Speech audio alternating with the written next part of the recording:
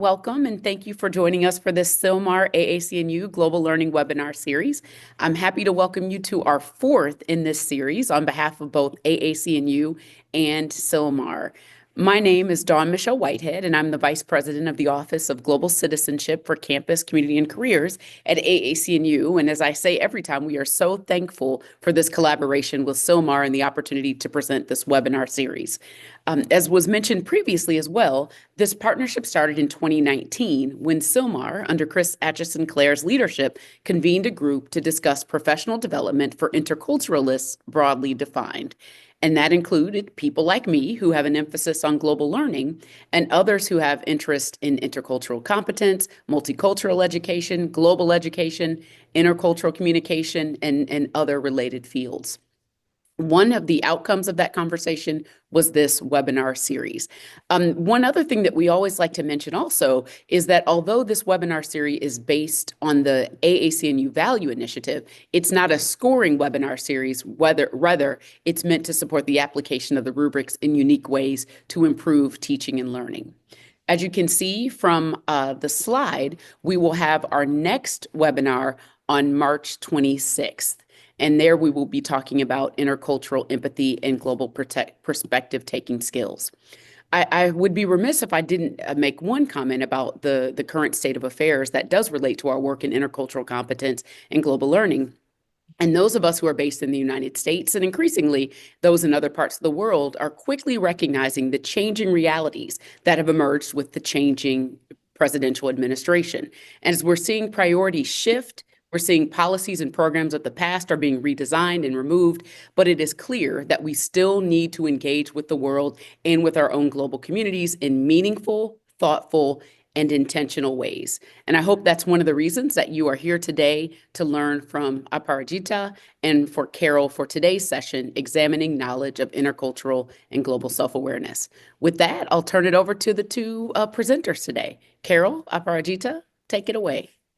Yeah, thank you so much, Dawn. Hello, everyone. I am Aprajita Jaiswal. I'm an intercultural research specialist with the Center for Intercultural Learning, Mentorship, Assessment, and Research, CILMAR, Purdue University. And I'm co-presenting with Carolee Weggett, who is a professor and chair of Global Health Studies at Allegheny College. Our session today is titled Examining the Knowledge of Intercultural and Global Self-Awareness. And as Dawn mentioned, this topic is really important because it helps us to understand how our own backgrounds shape our perspectives, interaction, and how we make important decisions in this global world. So through this session, we will reflect on our own self-awareness and explore the ways to engage more effectively. So the learning objectives for today's session are to describe self-awareness as a learning outcome and its relevance in your educational context, to identify experiential learning activities that promotes the development of self-awareness and intercultural competence. And the third objective is to select methods and tools for assessing self-awareness as it relates to both cultural knowledge and global understanding. This is a really exciting topic to be covering and timely and important, of course, as well. We want to start with an overview of self-awareness, and there's a spectrum upon which folks can be self-aware, right from the very benchmark level where they recognize and appreciate others' cultural norms and beliefs, all the way to self-reflection and recognition of one's own cultural norms and beliefs. So we'll explore a little bit of the theory behind them and then provide some opportunities to explore activities that you can help with students that you engage with in the classroom in preparation for experiential learning and in other settings. All right. So one of the earliest theories and models of self-assessment and self-reflection came from from Herman back in the 1970s, using this sort of iceberg model, right? With this recognition that self-awareness comes from the start of recognizing very explicit aspects of cultural norms, right? Physical structures, language, rituals and ceremonies, stories and legends, but that there's a lot more underlying it, right? So yes, we all perhaps share DNA that's very similar, but implicit in people's culture and global worldview are shared values and assumptions and beliefs that may not be obvious just by appreciating or recognizing different languages or foods, for example. But this model held for a very long time and is one of the sort of touchstones that we still use. Today, we tend to rely a little bit more on the tree model of culture, which has a sort of an intermediate aspect within this, right? So the surface culture still exists. Those would be the leaves, flowers, and fruits of the tree. But they tend to be visible elements of the culture, right? Those are the clothing, the food, the architecture, holidays, those types of elements. They're recognizable, very identifiable. But where we want to start seeing some engagement is in this sort of middle level and trying to move students to recognizing the relationship differences. These are things ranging from sort of notions of time and personal space, hierarchies within the cultural norms, emotional displays, verbal and nonverbal cues, right? Um, and only after we understand some of these relationships, how they operationalize, can we start to get and potentially explore some of those deeply held beliefs and core values. These are much more challenging to uncover, right? These are concepts of self, notions of health and well-being, notions of kinship and group identity, spirituality, the foundational sentiment of whether you're drawn to competition or cooperation. And many of these are built within sort of cultural norms that are very difficult to unearth. And we're going to start talking about how we can assist our students through various activities, how we can think about enhancing and recognizing the values of self-awareness in a variety of different contexts. We're going to start with an activity that's called What Do You Notice? And so we're going to share with you a very short, just over a minute video. And we're going to ask you to watch the short film and try to spot the change. And only a single item will change. So we're jumping right in here. Watch this short film and try to spot the change. Only one thing will change.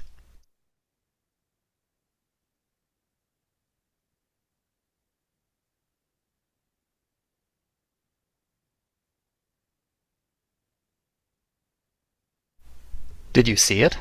Few people notice it, even though it happened in plain sight. Here's what changed.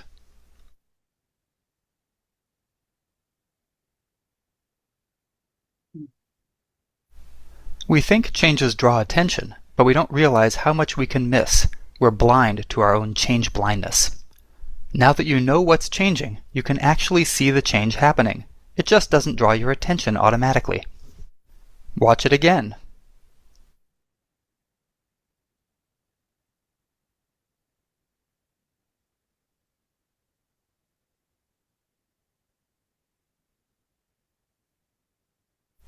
Our overconfidence that we will notice such changes reflects an everyday illusion, the illusion of attention. Check out the book The Invisible Gorilla to learn more. www.theinvisiblegorilla.com.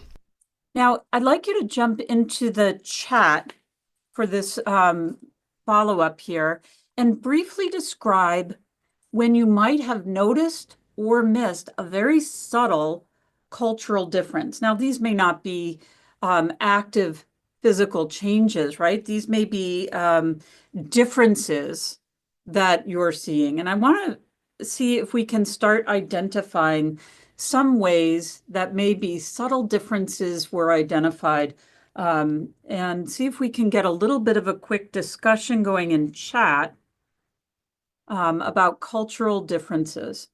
All right, we've got some phenomenal examples here, and some of the things that we try when we are thinking about sharing with our students, of course, is thinking about how we may be aware of or recognize sort of these subtle nuances that may be different, but we may not yet have students that are yet attuned to these minor differences or distinctions and may not pick up on or recognize some of these. And so part of the importance of thinking about self-awareness in an educational and pedagogical setting is how we can start thinking of ways to help our students achieve the ability to recognize, be attentive to, recognize, and reflect on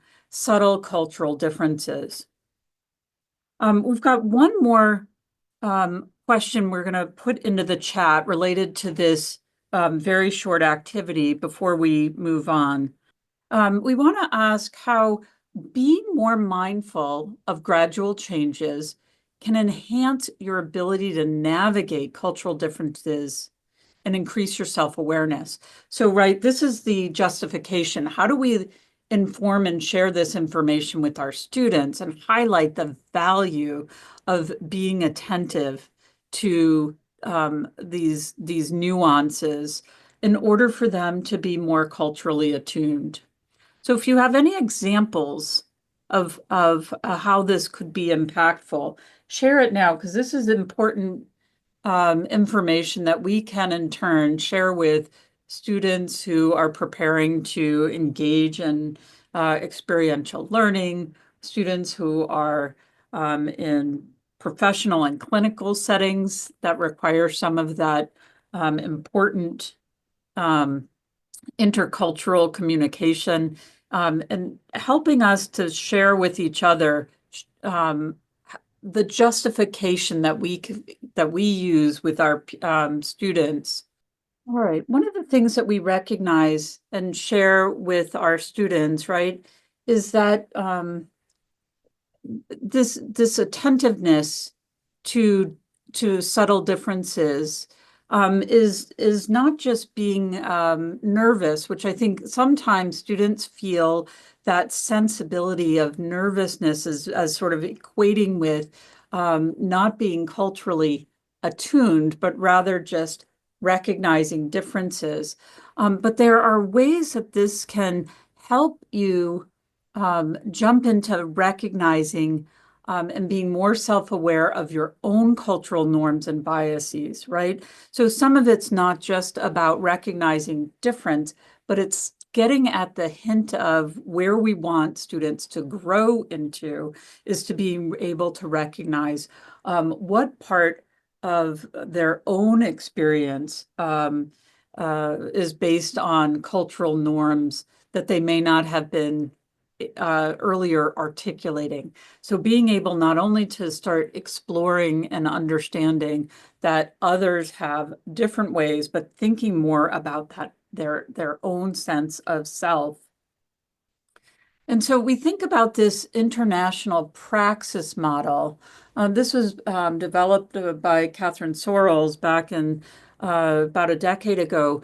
And this model highlights that, of course, we see inquiry and curiosity, right? It starts with this process of critical thinking, but it's an ongoing process, right, of inquiry, framing with different perspective taking, positioning, right, constructing social categories of differences, thinking about terms of power and relationships, right, and having dialogues and further reflection and taking action to challenge perhaps what may have been stereotypes or prejudice, systemic inequities, and then continuing to grow that in cyclic format, right? This is not a one-time experience where students will engage and then magically come out after this wonderful experience, a fully self-aware individual, right? We all know that this is a component of an ongoing process. And one of the things that I also like to share with our students, of course, is that as we do this, students benefit from our own sharing of growth as a way to model some of this as well. We've got another specific activity we'd like to work through, but we want to start with recognizing that there are a couple of different AAC&U rubrics that help us to frame what we're doing. And so Aparajita will start with sharing focus on cultural self-awareness and think through some of the value rubrics that are available that you might be able to use and explore a little bit further in your own work. Thank you so much, Carol. And thank you for talking through the theoretical foundation of cultural self-awareness, and this was very helpful. And today I want you to start thinking about cultural self-awareness in general. So first I'll try to unpack what is cultural self-awareness in general, and then we will go to the formal definition and how we can use the rubrics in our teaching, learning, and research. So we will talk about that. So what is cultural self-awareness? In order to understand that, today, I want all of you to take a moment and reflect on your experiences that has shaped you as an individual, or maybe that has shaped your perspectives. And maybe while you're reflecting, I want you to think about the place where you grew up, the languages that you speak, the traditions that you follow, or maybe sometimes it's good to even think about some of the unspoken rules that you have learned about life. For example, what is normal, what is polite. So give yourself a moment and start thinking about those things. So, as you are thinking, I just want to let you know that these elements are very, very important to our life. They are embedded in our daily lives, and we actually tend to ignore them because we don't think that much about these kind of things because our mind makes a number of decisions every single moment, and we tend to ignore these kind of thoughts. But these small things, these small things like the languages that we speak or our cultural background actually forms the foundation for cultural self-awareness. Recently, like just before, right before this particular workshop, I was having a conversation with one of my colleagues and we were talking about cultural self-awareness. And then that person actually asked me, what do you mean by cultural self-awareness? And so when I was posed that question, I basically asked him back, what do you think? And he said that it is mostly about your own identity. I said, definitely it is about identity, but it is also an ability to recognize how our cultural backgrounds, values, beliefs has shaped the way we see the world or interact with the world around us. That conversation actually made me think about like what happens if we don't have this cultural self-awareness. And we actually discussed in length about it, and we came up with some very important themes that I can tell you today. So one of the things that we came up across was if we don't have cultural self-awareness, we might unconsciously project our norms onto others. That could be one of the things. We can also assume that our way of thinking is best or universal. And we can also misinterpret others' behaviors simply because they don't align or conform to ours. So I think developing cultural self-awareness is not about changing yourself. It's just deepening your thought process and understanding yourself better. So as we move forward today in this presentation, I would also encourage you to keep thinking what cultural experiences have shaped the way you think, act, or respond to others. So as we look at the cultural self-awareness, like this was from a general standpoint, but from the definitional standpoint, I would say cultural self-awareness, as defined by the American Association of Colleges and University Intercultural Knowledge and Competence Rubric, if we look at the capstone 4, we can say it is an ability to articulate insights into own cultural rules and biases. For example, seeking complexity, aware of how her or his experience have shaped these rules and how to recognize and respond to the biases resulting in a shift in self-description. So if we look at this particular definition, we see that it actually focuses on three important aspects. First, seeking complexity, which means if we are viewing culture as binary, that this is good, this is bad, this is polite, this is impolite, this is something which is not acceptable because culture is much more complex. It has a huge depth, and we need to understand that depth, complexity, and nuances in order to unpack the culture, or if we are trying to understand our own culture or somebody else's culture. This definition also helps us to again, go back and reflect on our personal experiences. By acknowledging them, we can understand our experiences better. And third, it also asks us to respond to the biases by challenging those assumptions and actively recognizing and adjusting our perspective to engage more effectively. So if you look at this particular rubric, like ASU rubric, you will see that there are four stages, like 1, 2, 3, 4. 1 being the benchmark, 2 and 3 being the milestone, and 4 being the capstone. So capstone is the highest level of cultural self-awareness demonstrated by an individual. So we can use this rubric in multiple ways, and I can tell you how, as an instructor or a researcher, I have used this rubric.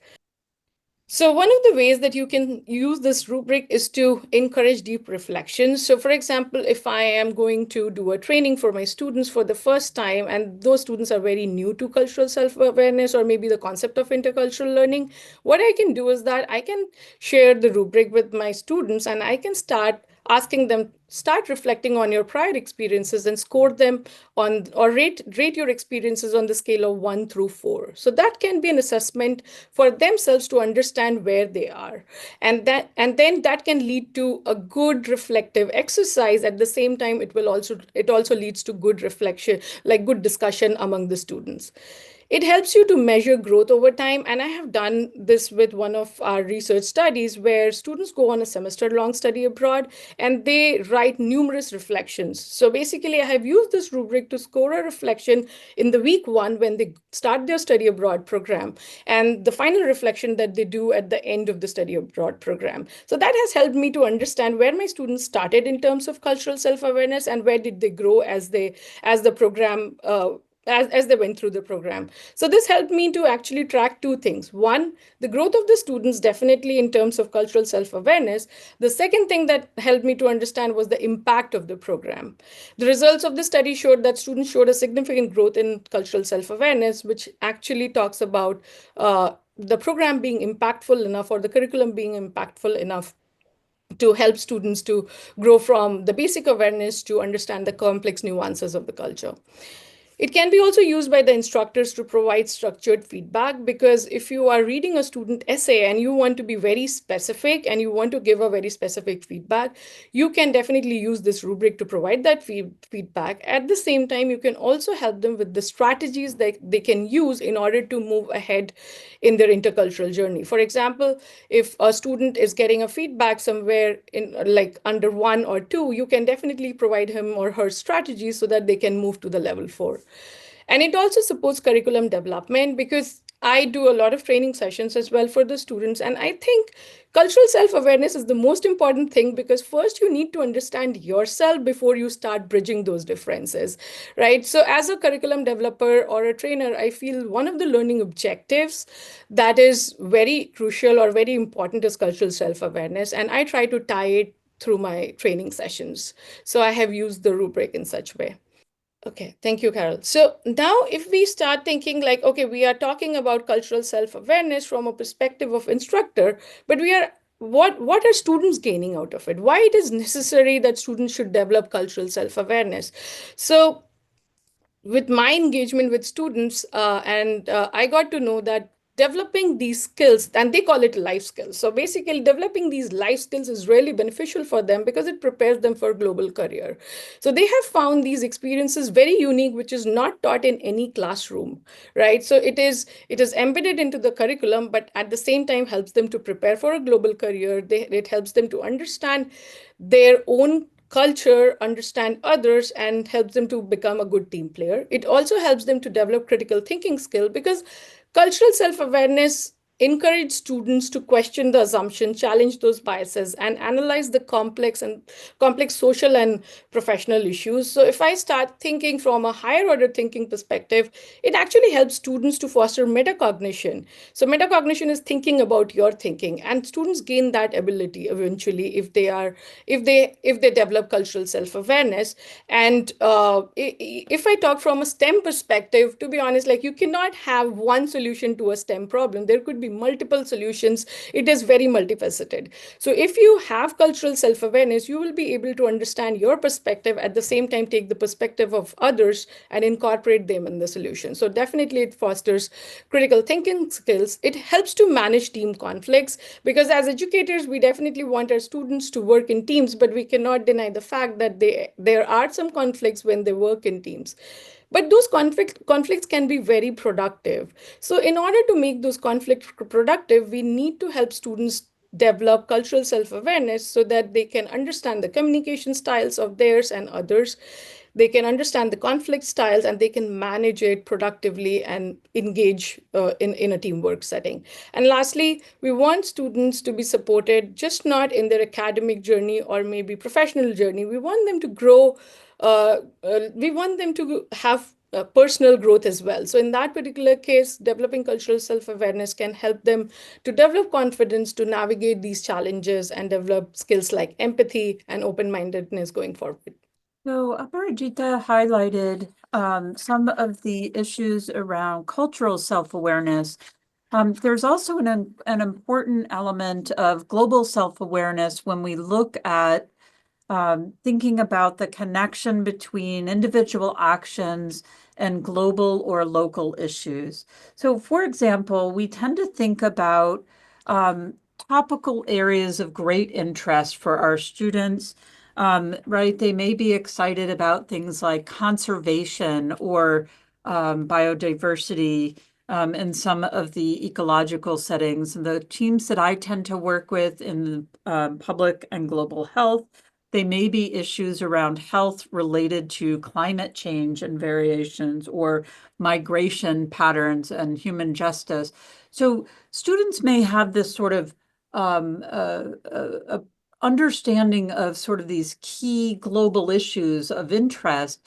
And when we start thinking about global self-awareness, what this means is them starting to make connections between individual actions and global or local issues, right? And so the AAC&U value rubric on global learning has a specific construct focused on global self-awareness, where the benchmark is that they recognize that there are these big, impactful global concerns, climate change, transboundary pollutants, right? These issues of great import, and that they recognize that there are decisions that can impact those issues. As the student becomes more self-aware and starts to recognize some of the complexity within these settings and issues, right, they can start to be able to address how these issues in the natural and human world are related to their own identity in this global context, right? It's not just about drinking coffee, and coffee has some impact from climate change, for example, or child labor issues, right? But starting to recognize decisions they might choose to make may be related to specific outcomes and strategies that they may take, and how what's going on may impact their own decisions, right? So we're seeing students migrate in their thinking and in their growth from sort of a generic connection to these broader issues to a more specific connection between themselves, their own identity, and the context of these broader questions. So I want to highlight, Aparajita mentioned when talking about the other value rubric, the cultural self-awareness, right, using the intercultural knowledge and competencies value rubric, that there are curricular development elements here. And I want to just acknowledge that we use both the global learning and the IKCK, the intercultural knowledge and competence rubrics, in developing our full curriculum, our undergraduate majors and minors. This is a very simplified view. I actually have a version of this little tiny spreadsheet, right, that has all of the courses listed out within the major, all of the courses listed out in the minor. And for each of the, in this case, global learning constructs, the rubrics that are components here of the global learning rubric, right? Here we see the first one is global self-awareness. And we hope that our undergraduates, we don't expect them to become masterful with capstone experiential understanding, but we really want to see movement from benchmark, this basic connection of recognizing that these topics are impactful. And we want to see that they've migrated to a deeper understanding and ability to reflect on how those global issues affect themselves. And so we then tease apart this very simplified assessment guidance document here, and we'll look at the same thing, but it'll be by course.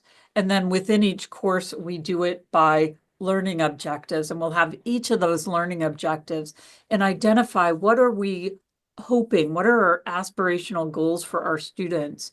And then as a team on our campus, our department works together to think through what assignments can yield growth in these areas to support our objectives, and hopefully getting students to be closer to that more sophisticated, more nuanced and complex understanding, in this case of global learning, global self-awareness. So I wanted to highlight what that looks like for us in our very kind of, I'm showing you the simplest view. Pages and pages of assessment might not be the best thing for a midday webinar. Those who are interested, of course, please reach out. We're happy to share how we do our assessment at the finer scale. But while we do this at the curricular level, we really wanted to highlight and show at the specific assignment level what you can do within your own courses to help advance and grow the self-awareness around global and cultural self-awareness.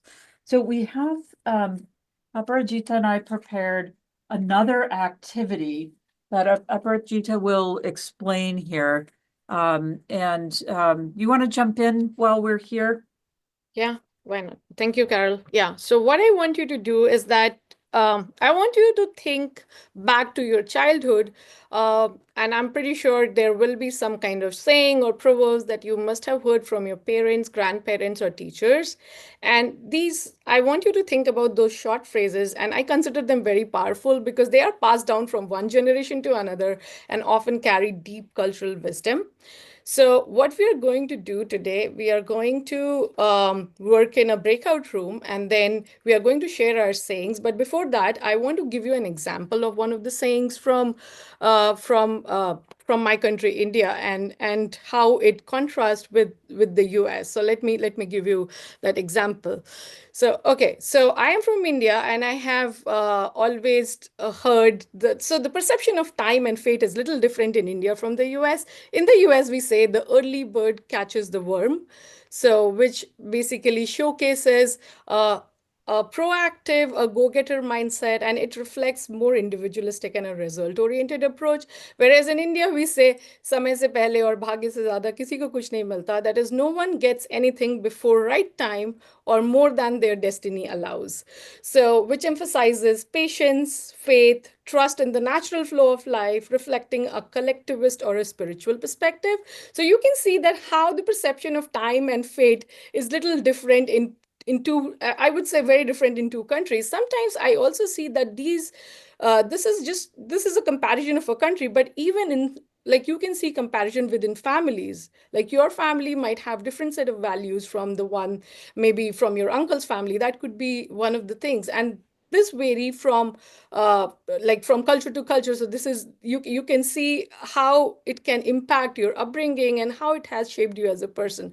So what we are going to do today is, like, I want you to extend this conversation, and I would love each one of you to share a childhood saying while you work in your breakout rooms. So we are going to create a breakout room, and Carol, if you can go to the next slide, I can tell you what you have to do. So basically, you have to share a childhood saying. If you speak some other language, please feel free to share it in that particular language and then do the translation. You have to talk about what it means or what it teaches to you, who shared it with you, and in what context, and what influence it has on your behavior, beliefs, or outlook. And once all of you have shared your saying, it would be good if you can, reflect on the similarity or maybe diversity of those sayings that you have heard within your group. So I think a few of us are going to stay in this space and do the activity. I can go if I'll say, for one thing, I'm kind of aware that many times there are contradictory proverbs in any given culture, so it's not necessarily one way, right? But one of the ones that my mother used to say is that still waters run deep. And that was the idea that those who aren't talking might have really deep thoughts. And I know she valued that, but at the same time, I often felt like it was used on me as to say, stop talking.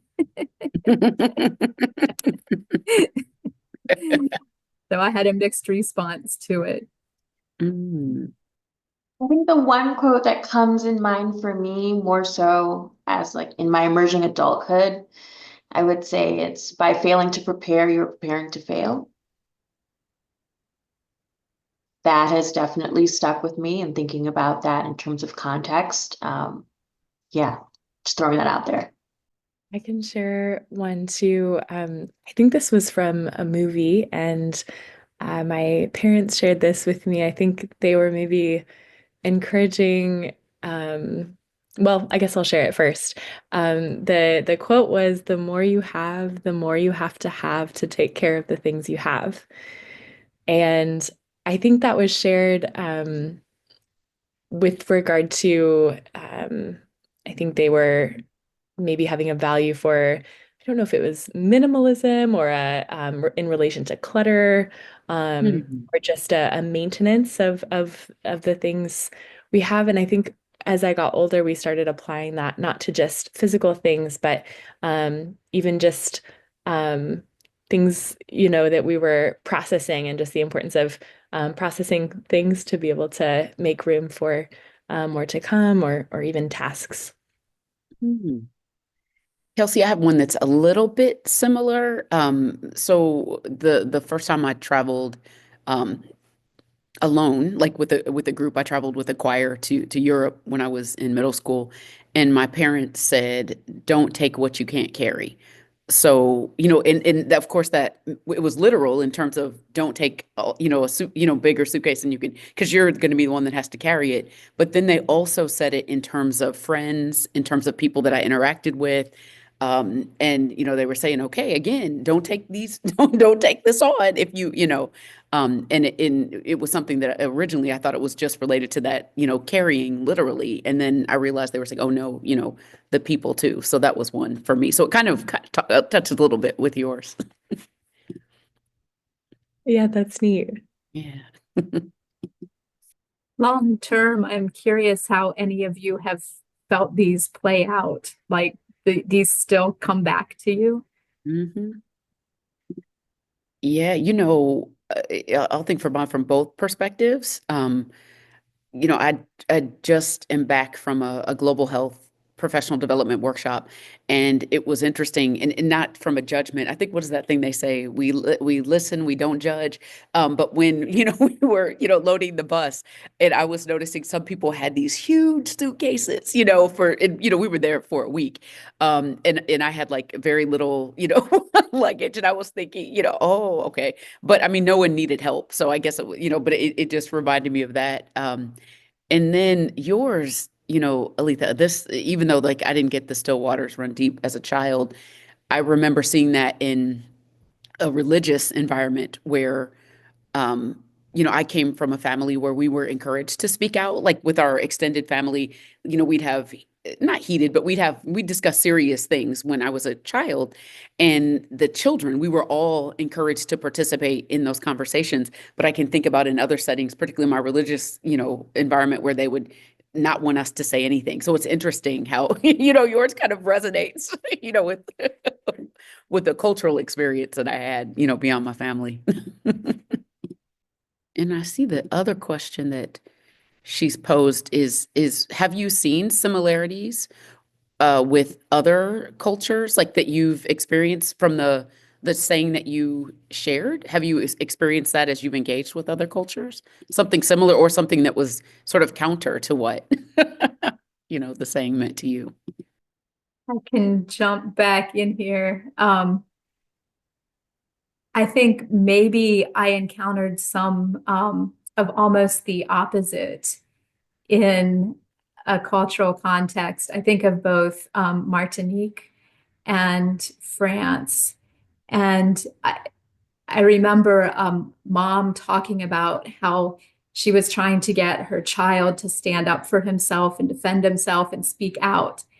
And that there seemed to be sort of kids who would talk were rewarded.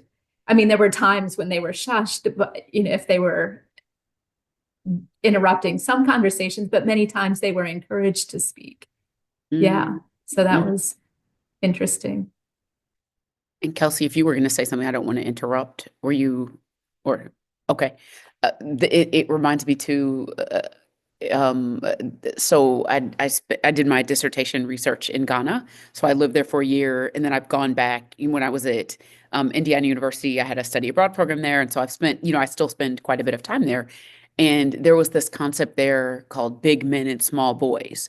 And you were either a big man, which meant you were older, you had wealth, you had respect in the community, and you were still considered a small boy, even if you had attained a certain educational level, but you weren't older or mature. And so that reminds me a little bit of the point that you were sharing. So, did you get a chance to talk about what were the common themes or values that emerged from your group, or maybe like what commonalities did you find among the sayings that you shared with your group? Anybody who wants to unmute themselves and talk about it? I don't know that we actually had a common theme.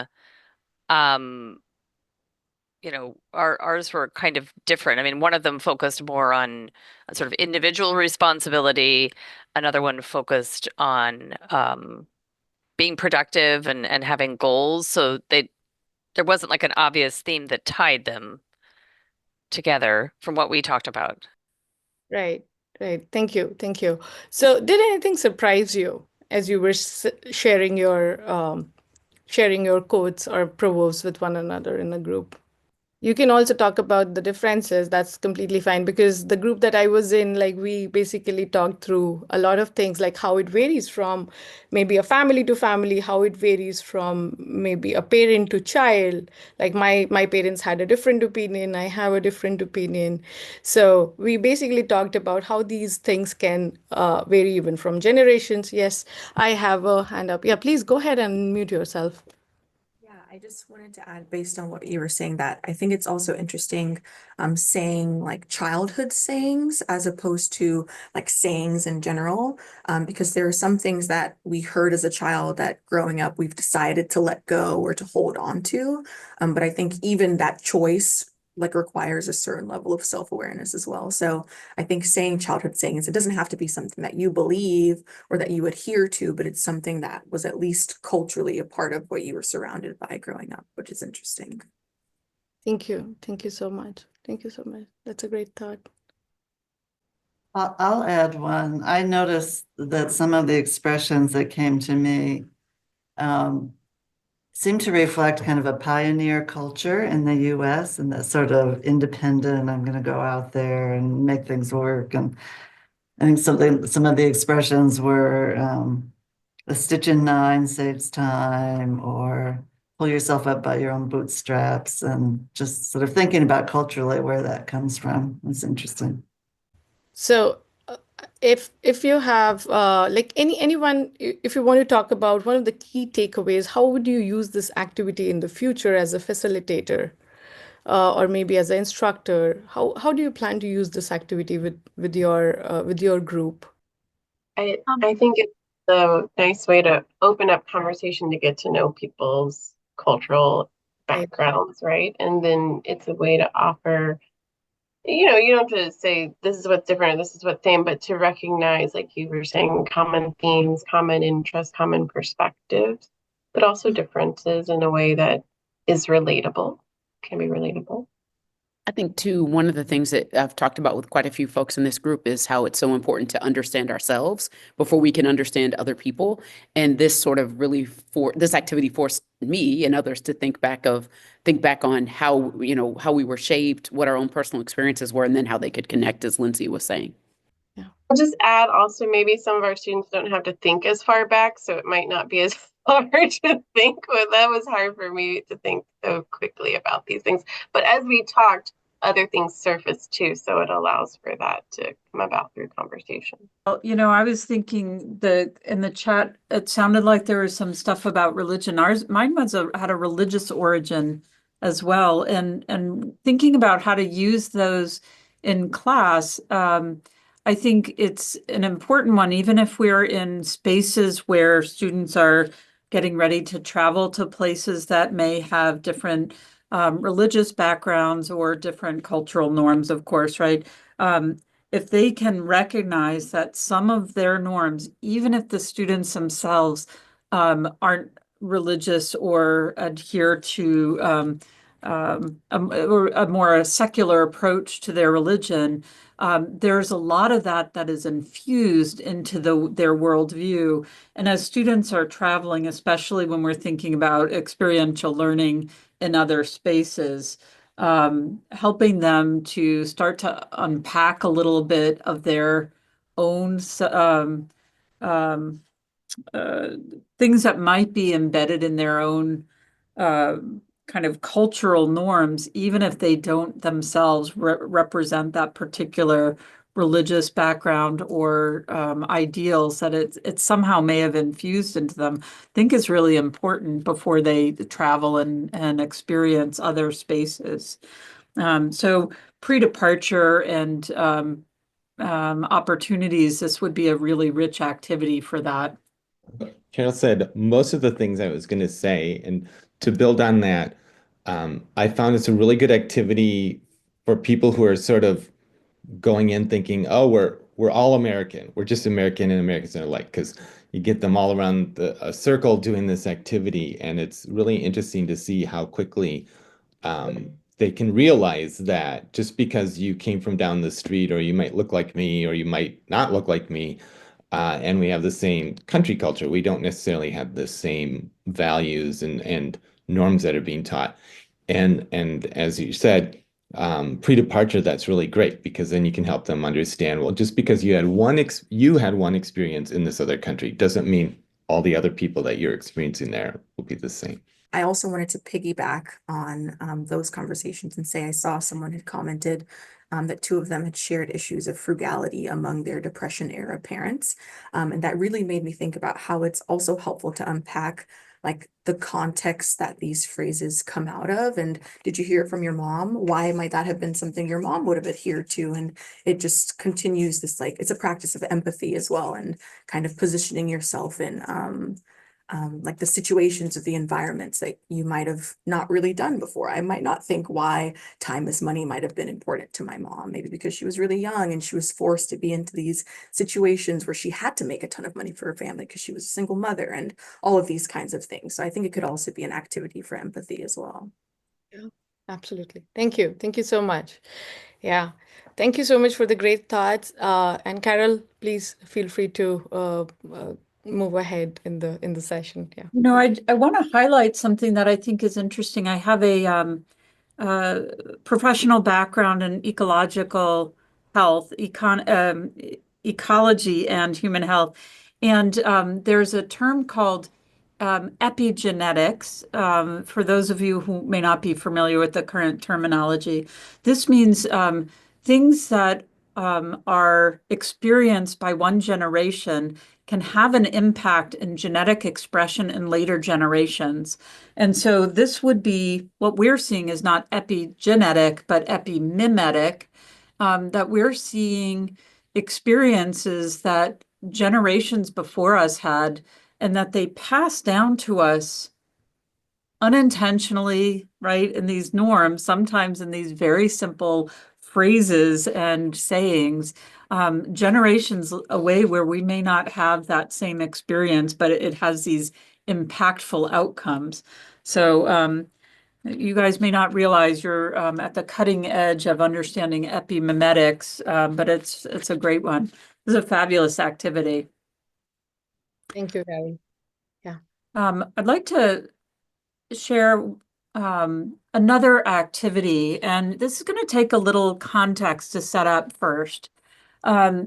So this activity is based on research that was done by a Polish anthropologist nearly 100 years ago in the domestic US setting when they were conducting a study of rural Midwest farmers. And the research was brought to CILMAR's attention from a blog by Jones in 2017, and they developed this activity. And I think it's really impactful in another set of context. So I want to set this up, share it with you, and we'll have one more window to start exploring this one. So this context, it's called, this activity is called Scenery, Machinery, and People.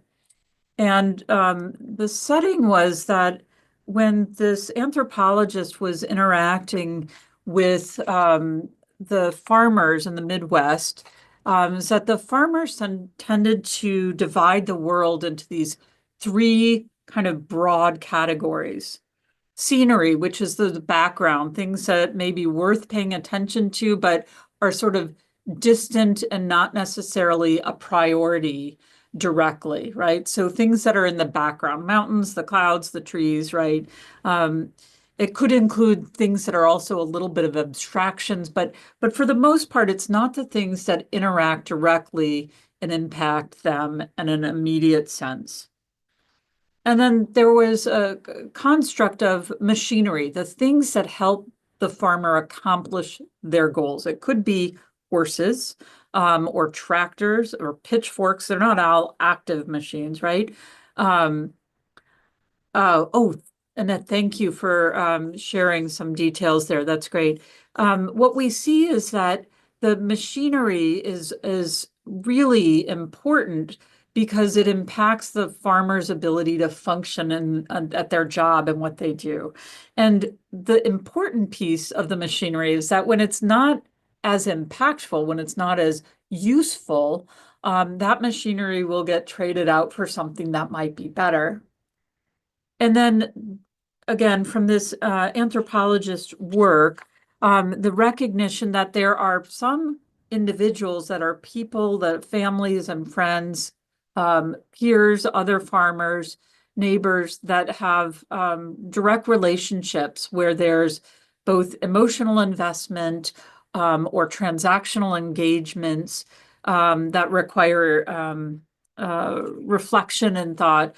And it requires maintaining these relationships. And they tend less to be scrapped because they hold some sort of underlying value. Now, the interesting thing about this activity is that it's based on the anthropologist's original research where they've recognized that in some instances, the things that were scenery and machinery were also people, right? People can be in the background. People that lived in town, they were sort of townspeople, but not necessarily people that they interacted with. People could be the folks that worked on the farms or on other people's farms. Just like the horses, there were workers that were coming in to contribute to this. So the role of people within this worldview was a really interesting construct. And when folks at CILMAR recognize this kind of work coming through and recognize that people can fill different roles, it was a really interesting way to think about how we view others when we are interacting with folks. And so I want to provide an example, a little bit more modern one. This was actually just last week. Don Whitehead and I were running a workshop for faculty and educators called Integrating Experiential Learning into Global and Public Health Education. We were in Costa Rica with our colleagues. This is a picture of us. Just only a week ago, it was a lot sunnier than it is where I am now and a lot warmer. It's been, we had an ice storm that kept students out of school yesterday. And one of the things, this activity is designed to help integrate in more of the ethical and best practice frameworks into our pedagogies, into how we are helping students experience and engage in this work. And we brought folks to field sites at the southern border of Costa Rica, at the border of Panama. And the border of Panama, there's a population of indigenous people called the Ngabe Bugle that have lived sort of in this region for hundreds of years on both sides of Panama and Costa Rica in this sort of very mountainous region. And the indigenous population is really a fascinating group because they've maintained many of their cultural norms in spite of many of the changes that have endured in the region. So this is a picture, and I didn't take this particular picture. It was taken by Pulitzer Center journalist Samira Tella, but this individual is somebody that we interacted with, a midwife and elder, Doña Maria, who talked about healthcare practices and outcomes for mothers and infants. And we used that with our educators as we reflected on and discussed what the practices were that they participated in their village and in their own community. And then when we went to a primary care facility, an IBAIS, which is a healthcare center that is run by the Costa Rican government as primary care, but with a lot of cultural adaptations.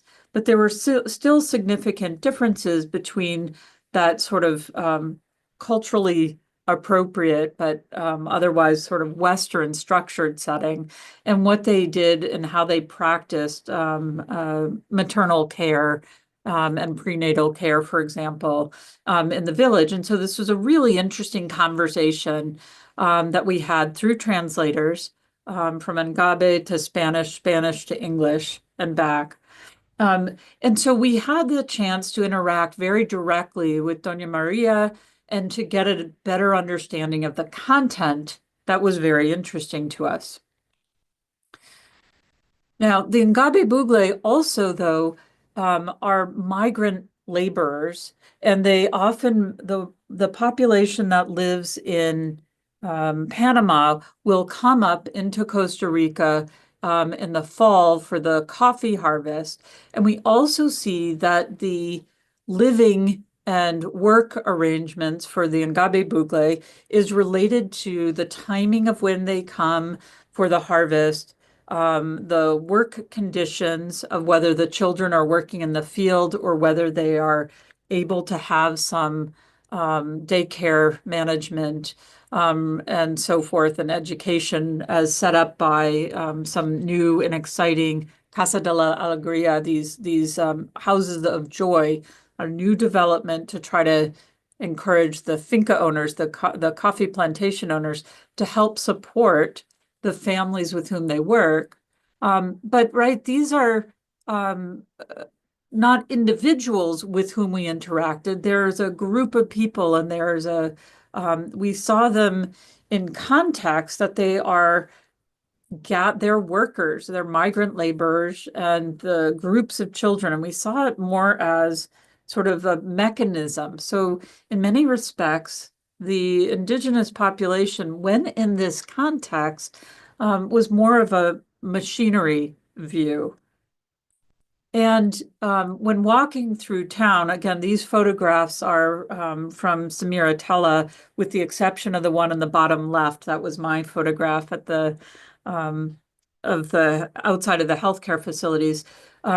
Seeing the indigenous population as they walk through town, they set an atmosphere, especially as folks that were effectively tourists in the region, and made it a little bit more exotic. It set the stage. They were more scenery than they were in the individual people category. So in this setting, we had the chance to interact with some individuals directly, some as populations, and some that we just happened to pass on the street. And it's a very immediate way for us to have a conversation about what does it mean when people are being thought of in not an individual relationship kind of way. Now, this is an important element in some respects, right? When we talk about both intercultural and global learning, right? Because there are challenges of how do we address folks and think about and talk about them, right? Are we talking about them as individuals? Are we talking about them as a group? Or is it merely setting the stage for our own experience?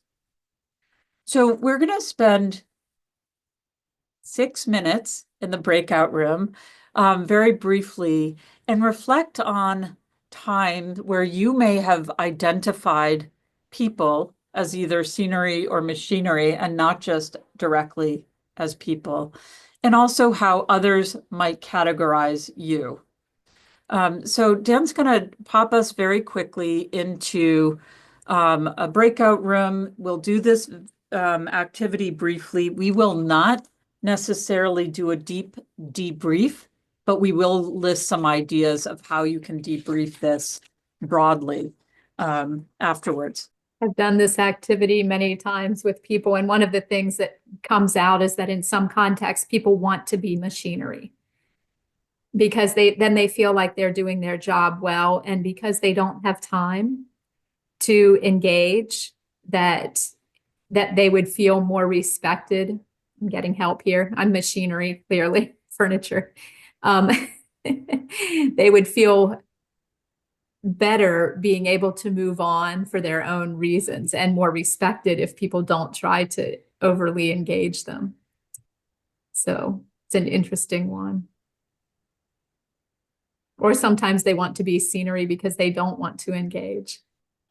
Ned, I live in a very small town now, and I would love to be more in the scenery context, right? You can't go into the grocery store without being recognized, and that anonymity is enormous. It's such an asset sometimes. I think maybe one of the questions that is kind of interesting around it then is like, where is your agency to shift, and when might you want to shift to being a person, and what is your role in that versus another person's?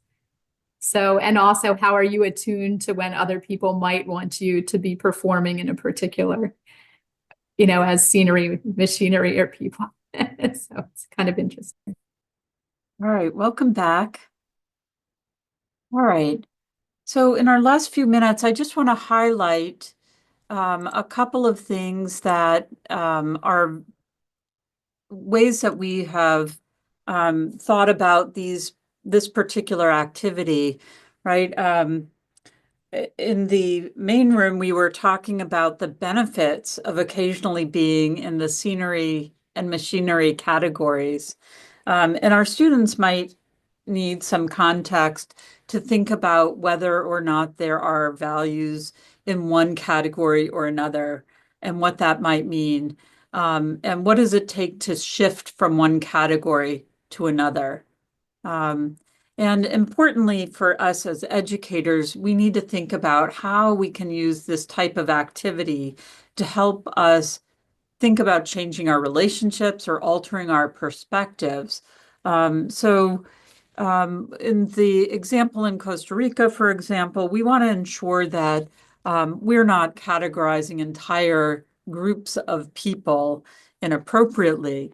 On the other hand, there are certainly times when efficiency comes to bear, and the value of being part of the scenery is not necessarily bad. It allows you to sort of be able to conduct your business and do go about your day without necessarily engaging with every individual that you interact with or that comes into your sort of sphere.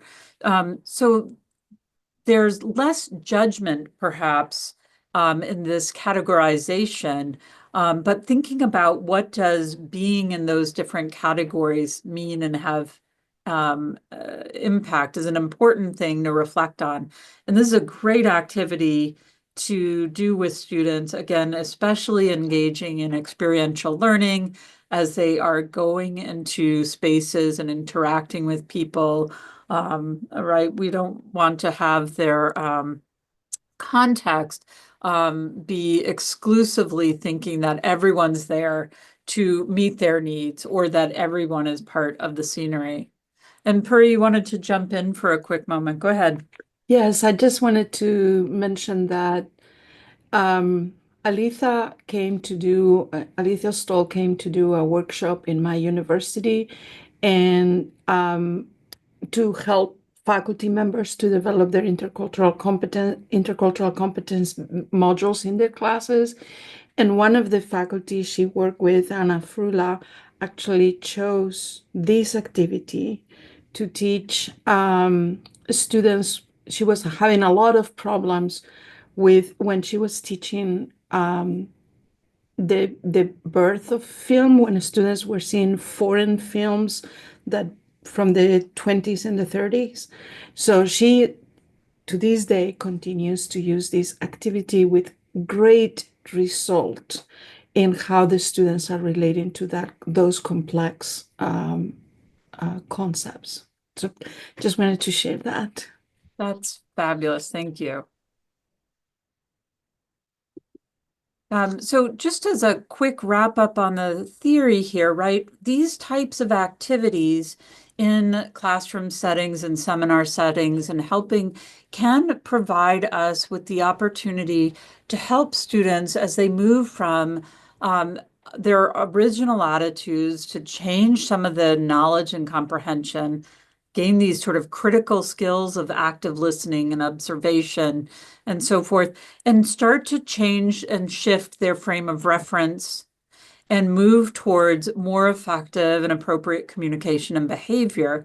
But this is, of course, a cycle, right? We're not trying to skip steps along the way, right? So this Deardoff model back from 2004 still resonates quite actively, that these activities allows us to help our students think through some of those elements to be able to work on adapting and modifying their attitudes, which, if you just say up front, it's an important thing to change, it's not possible, but that cycle allows us to kind of move in that direction. So we want to thank you for joining us. This was a tremendous opportunity for us. Really excited, a critical area to help our students become more self-aware, both culturally and in global context.